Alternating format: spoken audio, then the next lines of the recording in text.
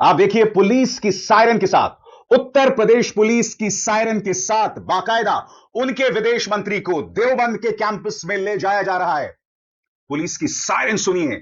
ये वही उत्तर प्रदेश पुलिस है जिनके मुख्यमंत्री आदित्यनाथ ने विधानसभा में, चुनावी सभाओं में यह कहा था कि जो लोग तालिबान का समर्थन करते हैं वो गद्दार हैं।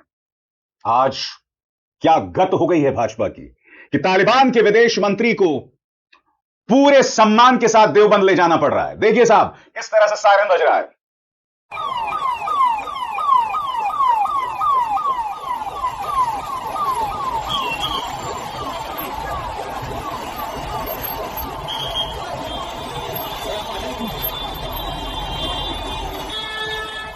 मगर आज ये तस्वीरें मैं आपके सामने क्यों दिखा रहा हूं? एक तरफ उत्तर प्रदेश पुलिस पूरे सम्मान के साथ तालिबान के विदेश मंत्री को देवबंद पहुंचा रही है, मगर दूसरी तरफ भारतीय जनता पार्टी तालिबान के नाम पर अपने ही देश के मुसलमानों पर प्रहार करती है, राजनीति करती है। कहने का अर्थ साफ है, अंदरूनी राजनीति के लिए इन लोगों ने विदेश नीति की धज्जियां उड़ा रखी हैं, धज्जियां उड़ा रखी हैं।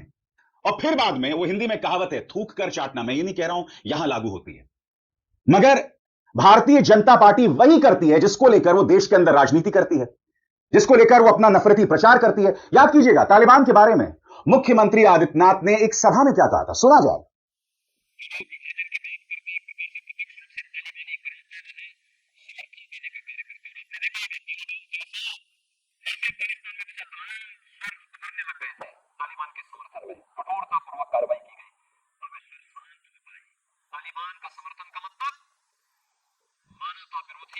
शक्तियों को समर्थन देना, बुद्ध के शांति और मैत्री के संदेश को रोकने की साजिश का हिस्सा है तालिबान का समर्थन करना।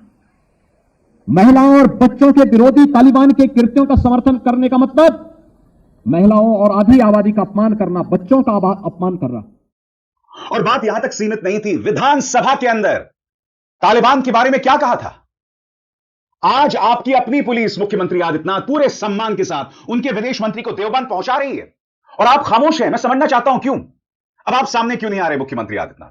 आपको सामने आना चाहिए भाई। जो आपने तालिबान के बारे में कहा है और उसके जरिए आपने अपने ही प्रदेश के मुसलमानों पर, विपक्ष पर निशाना साधा है, आज तो आपकी सरकार, उसकी पुलिस पूरे सम्मान के साथ उनके विदेश मंत्री को देवबंद पहुंचा रही है ना। सरकार चाहती तो मना कर देती, सरकार तालिबान की हर बात को मान रही है। यानी कि हमारी भारतीय महिला पत्रकारों का अपमान होता है, उन्हें प्रेस कॉन्फ्रेंस में प्रवेश से रोक दिया जाता है, और जो पुरुष पत्रकार हैं उनकी इतनी भी रीढ़ नहीं है, इतने रीढ़ विहीन हैं कि वो लोग उस प्रेस कॉन्फ्रेंस का बॉयकॉट कर सकें। हमारी सरकार यानी बीजेपी सरकार कहती है कि हमारे कंट्रोल में नहीं था क्योंकि वो प्रेस कॉन्फ्रेंस तालिबान यानी अफगानिस्तान के एम्बेसी में हुआ। लोगों को मूर्ख बनाना छोड़िए। आप अपने पत्रकारों को कह सकते थे कि इस प्रेस कॉन्फ्रेंस का बॉयकॉट करें क्योंकि आपकी महिला पत्रकारों का अपमान हुआ है, और फिर आप बेटी पढ़ाओ बेटी बचाओ जैसे ढकोसलों की बात करते हैं। याद कीजिएगा दोस्तों, ये वही प्रधानमंत्री थे, यानी कि हमारे सम्मानित प्रधानमंत्री नरेंद्र मोदी, जिन्होंने कहा था गुड तालिबान बैड तालिबान कुछ नहीं होता। अब क्या हो गया प्रधानमंत्री? सुनिए उनका पुराना बयान। Good Taliban bad Taliban, good terrorism bad terrorism, ये अब चलने वाला नहीं है। हर किसी को तय करना पड़ेगा कि फैसला करो कि आप आतंकवाद के साथ हो कि आप मानवता के साथ हो, निर्णय करो। अब क्या कहा जाएगा? यानी कि आप उस तालिबान का स्वागत कर रहे हैं। ऐसा नहीं कि हामिद करजई राष्ट्रपति हैं और वो आए हैं। हामिद करजई एक खुली सोच के राष्ट्रपति हुआ करते थे। आज मैं आपके सामने भाजपा के छोटे छोटे जो गुर्गे हैं, दो रुपल्ली ट्रोल्स हैं, उनके कुछ बयानात पेश करना चाहता हूं दोस्तों। कपिल मिश्रा, दिल्ली सरकार का मंत्री, यहां कह रहा है कि तुमने तालिबान के आगे हथियार डाल दिए हैं, हम कभी तालिबान के आगे नहीं झुकेंगे। तो कप्पू भैया, यहां देखिए उत्तर प्रदेश पुलिस पूरे सम्मान के साथ पहुंचा रही है तालिबान के विदेश मंत्री को देवबंद। और उससे भी बड़ी बात, याद कीजिएगा किस तरह से भारतीय महिला पत्रकारों का अपमान हुआ। कपिल मिश्रा, क्या तुम में हिम्मत है? चुनौती दे रहा हूं मैं तुम्हें, तुम में हिम्मत है? जिस तरह से भारतीय महिला पत्रकारों का अपमान हुआ उस पर कुछ कहने की हिम्मत दिखाओ। दंगाई सोच का यह आदमी, याद कीजिएगा दोस्तों, जब ट्रंप आए हुए थे तो यह व्यक्ति पुलिस की मौजूदगी में कह रहा था कि आज तो ट्रंप है, हम वापस जा रहे हैं, मगर कल पुलिस भी हमें नहीं रोक पाई। और उसके बाद आप सब जानते हैं दिल्ली में कितना बड़ा दंगा हुआ जिसमें कम से कम 80 लोग मारे गए थे। यह व्यक्ति, पुराना बयान देखिए तालिबान के बारे में कि हम तालिबान के सामने नहीं झुकेंगे। मैं फिर कह रहा हूं दोस्तों, विदेश नीति और सामरिक नीति से जुड़ी एक गरिमा होती है। अंदरूनी राजनीति के लिए आप विदेश नीति का नुकसान नहीं कर सकते। मैं आपको एक मिसाल देता हूं। भारतीय जनता पार्टी कितनी नफरती राजनीति करती है। उनकी प्रवक्ता याद है, नुपुर शर्मा। इन्होंने प्रॉफिट हजरत मोहम्मद साहब के बारे में आपत्तिजनक बयान दिया था। क्या कहा था मुझे बतलाने की जरूरत नहीं है। उसके बाद क्या हुआ? मध्य पूर्व के देशों में बवाल हुआ। अडानी, अंबानी और रामदेव के धंधों पर बात आ गई थी। फिर क्या हुआ? नुपुर शर्मा को भारतीय जनता पार्टी ने दूध में से वो समझकर बाहर कर दिया। कहां गया हिंदुत्व ऐसे में, बताइए ना भाई। नुपुर शर्मा के पक्ष में तमाम लोग आए थे।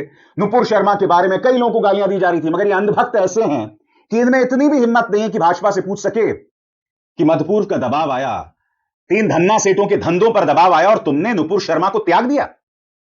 कहने का अर्थ साफ है, हाथी के दांत, कहावत है ना, दिखाने की कुछ खाने की कुछ और। यानी कि जब बात धंधे पे आएगी तो उसूलों के साथ ये लोग समझौता करेंगे। जब विदेश मंत्री एस जयशंकर तालिबानी विदेश मंत्री से मिले थे तो उन्होंने एक बार भी नहीं कहा कि आपके देश के अंदर महिलाओं का क्या हश्र किया जा रहा है। तो क्या विदेश मंत्री से, प्रधानमंत्री नरेंद्र मोदी से नहीं पूछा जाना चाहिए कि आपकी क्या राय है इन मुद्दों पर? पिछले 2 दशकों की राजनीति, और यह है मेरा तीसरा पहलू और तीसरा सवाल। पिछले 20 वर्षों में तालिबान के नाम पर भारत के मुस्लिम समाज को बार बार निशाना बनाया गया। अब जब तालिबान का स्वागत हो रहा है तो क्या सरकार को इस पर सफाई देनी चाहिए? अब कहा जा रहा है कि अफगानिस्तान में खनिज पदार्थ हैं और भारत को उनकी जरूरत है, लेकिन ये खनिज तो हमेशा से वही थे, ये कोई मौसमी चीज नहीं है। तो फिर अचानक तालिबान से संबंध सुधारने की जरूरत क्यों महसूस हुई? मैंने आपको बाकायदा तस्वीरों में दिखाया था कि किस तरह से उत्तर प्रदेश पुलिस तालिबान के विदेश मंत्री को देवबंद पहुंचा रही है। अरे भाई, सवाल तो किया जाएगा ना कि मेहमान नवाजी क्यों की जा रही है? गौर फरमाएं। यूपी सरकार ने जब तालिबान के मंत्री को देवबंद दौरे की व्यवस्था की तो क्या उसे यह विरोधाभास महसूस नहीं हुआ? प्रधानमंत्री मोदी को बताना चाहिए कि यह सब कैसे संभव हो जाता है। जब मन होता है तालिबान से संबंध बना लिए जाते हैं, और जब मन होता है उसी तालिबान के हिसाब से प्रेस कॉन्फ्रेंसेस में महिलाओं को बाहर रखा जाता है। मैं आपको कुछ पुरानी खबरें दिखाना चाहता हूं तालिबान को लेकर। तालिबान को लेकर मुख्यमंत्री आदित्यनाथ ने एक चुनावी सभा में क्या कहा था, हम देख चुके हैं। अब इस खबर को देखिए। तालिबान के समर्थन में बयान देने वालों पर सख्त, योगी सरकार। आम आदमी पार्टी के पूर्व विधायक सौरभ भारद्वाज ने कुछ मुद्दे आपके सामने रखे हैं, इस पर गौर फरमाया जाना चाहिए दोस्तों, क्योंकि इन मुद्दों से मैं भी इत्तेफाक रखता हूं। ठीक है, कुछ देर पहले मैंने एक कहावत का इस्तेमाल किया था, थूक कर चाटना, मगर शायद यह कहावत अब अंधभक्तों के लिए जायज ठहराई जा रही है। कैसे? गौर फरमाया जाए। सौरभ भारद्वाज कहते हैं, भक्त पागल हो जाएंगे। कभी ट्रंप को गाली दो, कभी चापलूसी करो, कभी चीन को दुश्मन कहो, कभी दोस्त कहो। शाहरुख का मजाक बनाओ, उसको राष्ट्रीय पुरस्कार दे दिया। दीपिका पाडुकोन को बदनाम किया, उसको सरकार का एम्बेसडर बना दिया। तालिबान को आतंकवादी बताया, अब वो मित्र हैं। पाकिस्तान को खत्म करना है, उसके साथ क्रिकेट खेल लिया।